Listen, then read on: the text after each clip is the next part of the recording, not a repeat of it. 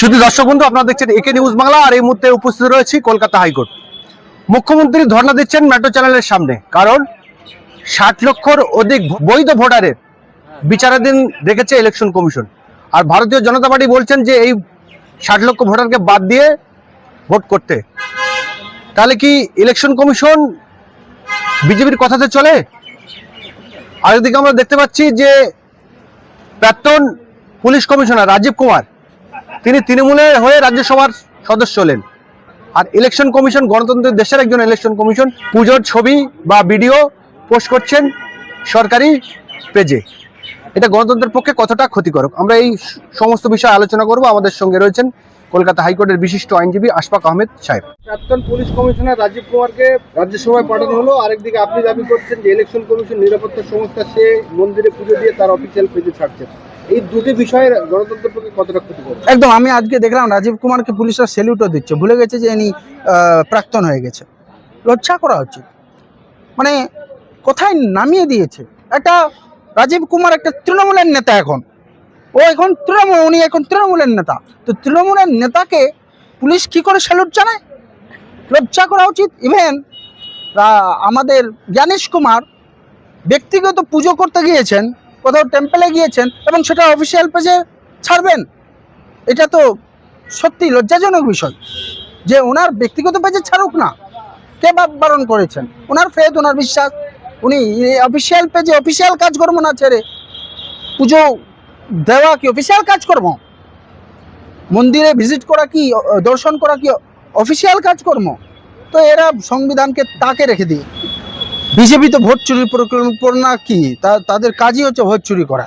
পরিকল্পনা আমি ভুল কথা। তারা দায়িত্ব, তারা নিজেদের দায়িত্ব মনে করেছে কি করে সাধারণ মানুষের অধিকারকে হরণ করা হবে, তাদের ভোট অধিকারকে হরণ করা হবে, তাদের বঞ্চিত করা হবে, তাদের ভোট অধিকার কেড়ে নেওয়া হবে এবং চুরি করা হবে। এবং রাহুল গান্ধীজি সঠিক দাবি করেছিলেন এবং দাবি করেছেন না, উনি অনড় আছেন। এবং জাতীয় কংগ্রেস এবং জাতীয় কংগ্রেসের সৈনিকরা এই নরেন্দ্র মোদীর এই যে সমস্ত সাংবিধানিক সংস্থাগুলোকে এইভাবে দুরুপয়োগ করা, এইটা বিরুদ্ধে সোচ্চার জাতীয় কংগ্রেস সবসময় ছিল, আছে, থাকবে। এই যে 60 লক্ষর অধিক ভোট বিচারাধীন রয়েছে, তার জন্য বিজেপি বা ইলেকশন কমিশন তৃণমূলকে দায়ী করছে, রাজ্য সরকারকে, আর রাজ্য সরকার দায়ী করছে ইলেকশন কমিশন এবং বিজেপিকে। এটা কি কেমনভাবে দেখছেন? তো এখন দায়ী তো অ্যাকচুয়ালি ইলেকশন কমিশন এবং বিজেপি এবং তৃণমূলও এখানে আছে, কিন্তু বেশি দায়ী হচ্ছে বিজেপি এবং ইলেকশন কমিশন। ইলেকশন কমিশন বিজেপির অঙ্গুলি হেলনে কাজ করছেন, অথবা তৃণমূলের সঙ্গে একটা রফা আছে যে আগের বার জিতিয়েছিলাম এনআরসি ইস্যু করে, এবার এসআইআর ইস্যু করে মানুষকে ভয় দেখিয়ে জেতাবো। তো এইসব হতে পারে, এগুলো সেটিং তো থাকেই। মানে তৃণমূল আর বিজেপি একই কয়েনের এপিট অফিট, আমরা আগে থেকেই বলে আসছি। এবং ভারতবর্ষের মানুষকে এটা বুঝতে হবে, আজকে পশ্চিমবঙ্গের মানুষকে বুঝতে হবে, বিকল্প একটাই, জাতীয় কংগ্রেস ছাড়া আর বিকল্প নেই।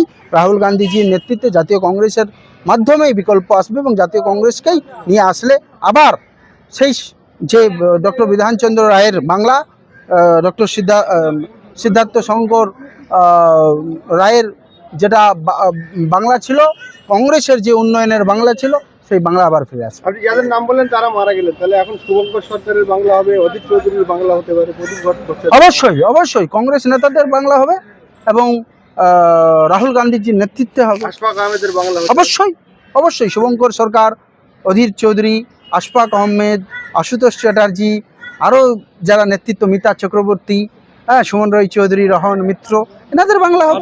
ক্ষমতা দখল করার স্বপ্ন, সেটা পরের বিষয়। আর কটা সিট পেতে পারেন বিধানসভা?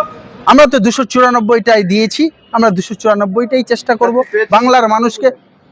আপনি কি বলছেন মশাই? 5000-এরও বেশি, আমার কাছে সঠিক, আমি তাজা টিভিতে দেখলাম, তাজা হিন্দিতে, 5,000-এরও বেশি নাম ক্যান্ডিডেটের পড়েছে।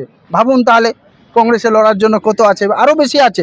বেশি বই কি কম নেই, বেশি আছে তো কম নেই। আপনি কোথায় দাঁড়াবেন? দেখুন, আমি তো আমার পার্টির দিয়েছি, পার্টির এখন বলা যাবে না, আমি পার্টিকে জানিয়েছি এবং বায়োডাটা আমি জমা দিয়েছি। পার্টি এবার যদি ইচ্ছে মনে করে যে আপনি দাঁড়াবেন, আশফাক আহমেদকে আমরা দাঁড় করাতে চাই এবং বিধানসভায় পাঠাতে চাই, মানুষের কণ্ঠস্বর হয়ে কথা বলবে, তো আমি পার্টির হয়ে এবং মানুষের হয়ে কথা বলবো। আর যে পার্টি বলে যে না বিধানসভা না, সাংগঠনিক কাজকর্মে থাকবেন, সংগঠনে কাজ করবেন, তাহলে আমি সংগঠনে কাজ করব। এটা পার্টির ওপর বলবো। আমি পার্টির একজন কর্মী, পার্টির একজন আমি বিভিন্ন দায়িত্বে রয়েছি, পার্টির মিডিয়া প্যানেলিস্টও আছি। তো সব যা দায়িত্বে পার্টি আমাকে যখন দিয়েছে আমি সেই দায়িত্ব খুব ভালোভাবে পালন করেছি। আর আগামী দিনেও পার্টি যদি আমাকে বিধানসভাতে পাঠাতে চায় এবং সেখানে আমাকে কন্টেস্ট করাতে চায়, তাহলে আমি কন্টেস্ট করতে রাজি অলওয়েজ। আমি একদম রাহুল গান্ধীজির সোলজার হিসাবে, রাহুল গান্ধীজির বাব্বর শের হিসাবে আমি সবসময় রেডি মানুষের জন্য কাজ করা। রাজনীতি এই জন্যই আমরা করছি যে আমরা জনসাধারণের ইস্যুসগুলোতে কথা বলতে পারি এবং জাতীয় কংগ্রেসের মাধ্যমে সঠিক ভারতবর্ষ, যেটা আসল ভারতবর্ষ, যে জাতীয় কংগ্রেস যেই ভারতবর্ষ তৈরি করেছিল, আজকে যেই ভারতবর্ষকে নরেন্দ্র মোদীজি ধ্বংস করে দিচ্ছেন আর পশ্চিমবঙ্গে মমতা ব্যানার্জি ধ্বংস করে দিচ্ছেন যে বাংলাকে। তো ভারতবর্ষে বাংলা জাতীয় কংগ্রেস তৈরি করেছিল, সেই জাতীয় কংগ্রেস ঐতিহ্যবাহী পার্টি এর মাধ্যমে আমি যেন সেবা করতে পারি, এইটা আমি আশা রাখবো। বাকি পার্টি হাইকমান্ড যা সিদ্ধান্ত নেবেন আমরা মাথা পেতে মেনে নেব। 60 লক্ষর অধিক বৈধ ভোটারকে বাদ দেওয়া হয়েছে, তাদেরকে বিচারাধীন রেখে দেওয়া হয়েছে, কি বলবেন? দেখুন, ভারতের সংবিধান প্রত্যেকটা নাগরিককে ভোট দেওয়ার জন্য অধিকার দিয়েছে, আর সেই অধিকারকে বলা হয় মূল অধিকার, অর্থাৎ ফান্ডামেন্টাল রাইটস। তো মানুষের মূল অধিকার বা ফান্ডামেন্টাল রাইট থেকে কোনো নাগরিককেই বঞ্চিত করতে রাখতে পারে না ইলেকশন কমিশন অফ ইন্ডিয়া। এবং সাংবিধানিক সংস্থা হিসেবে ইলেকশন কমিশন অফ ইন্ডিয়ারই দায়িত্ব হলো তাদের নাগরিকের ভোটের যেন দিতে পারে তার ব্যবস্থা করা।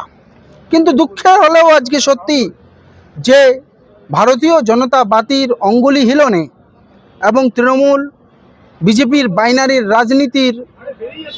রাজনীতির তরজায় সাধারণ মানুষ, জনগণ, এই 7 লক্ষ মানুষ পিষে দেওয়া হয়েছে।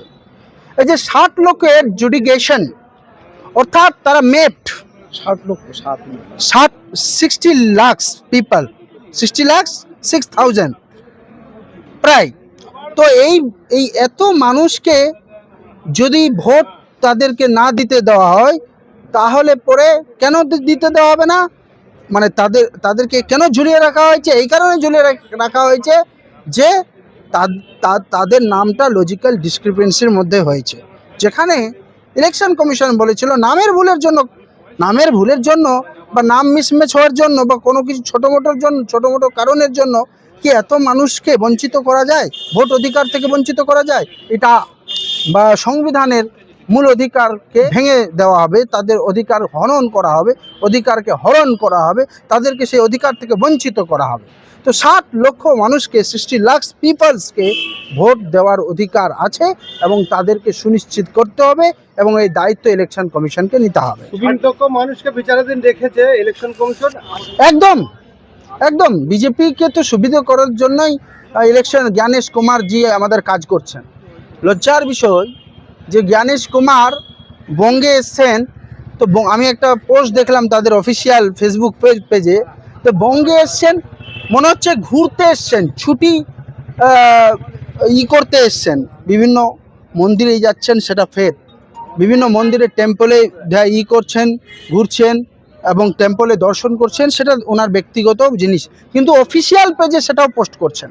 ভাবুন তারা কতটা ভারতবর্ষের সংবিধানকে তাকে রেখে দিয়েছে। ইলেকশন কমিশন অফ ইন্ডিয়া সে নিরপেক্ষ একটা সংস্থা, তার অফিসিয়াল যেটা কাজ হবে, অফিসিয়াল প্রেস কনফারেন্স হবে, সে আসলো সেইগুলো সে পেজে দেবে, ইলেকশন অফ ইন্ডিয়ার ফেসবুক পেজে দেবে, অফিসিয়াল ফেসবুক পেজে। তা না দিয়ে সে কোন মন্দিরে যাচ্ছে, কোথায় গিয়ে পুজো দিচ্ছে, এগুলো করছে। মানে এটা কি ছেলে খেলা হচ্ছে? সুপ্রিম কোর্ট রায় দিয়েছিল, রায় বলেছিল যে যাদের বাকি থাকবে, আন্ডার 20 থাকবে, তাদের প্রসেসিংয়ে থাকবে, তারা অটোমেটিক উঠে আসবে। কিন্তু এখন বলছে না, ওদের বাদ দিয়ে ইলেকশন ঘোষণা করবে। না, আমাদের জাতীয় কংগ্রেসের দাবি যে 60 লাখ পিপলসকে, মানুষকে, 60 লাখ নাগরিককে তাদেরকে রিলিজ না করে,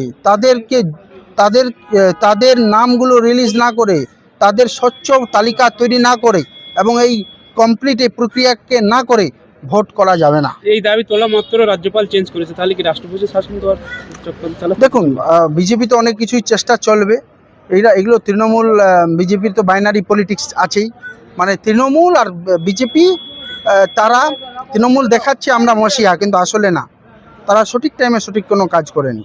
তারা একটা মিলে কাজ করছে, যেন বঙ্গে সমস্ত ইস্যু কি চলে গেছে, দেশের যে ইস্যুস আছে, পশ্চিমবঙ্গের সারদা নারদা কাণ্ড থেকে শুরু করে শুভেন্দু অধিকারী তৃণমূলে ছিল, তৃণমূল থেকে বিজেপিতে আসলো, সব মিলে ঝুলে একাকার হয়ে গেছে, তৃণমূলের লোক বিজেপিতে গিয়ে একাকার। তো এই সমস্ত ইস্যুসগুলো, বঙ্গের এমপ্লয়মেন্ট, মানুষের অধিকার, এগুলো কি সব বাদ হয়ে যাবে? আপনি আইনজীবী হিসেবে কি মনে করেন যে এই 60 লক্ষ মানুষের ভোট ভোটার লিস্টে নিয়ে তারপরে ভোট করানো উচিত? অবশ্যই 60 লক্ষ মানুষকে বঞ্চিত রেখে ভোট করা উচিত না। এটা তো ফান্ডামেন্টাল রাইটের ভায়োলেশন হবে, সংবিধানের ভায়োলেশন।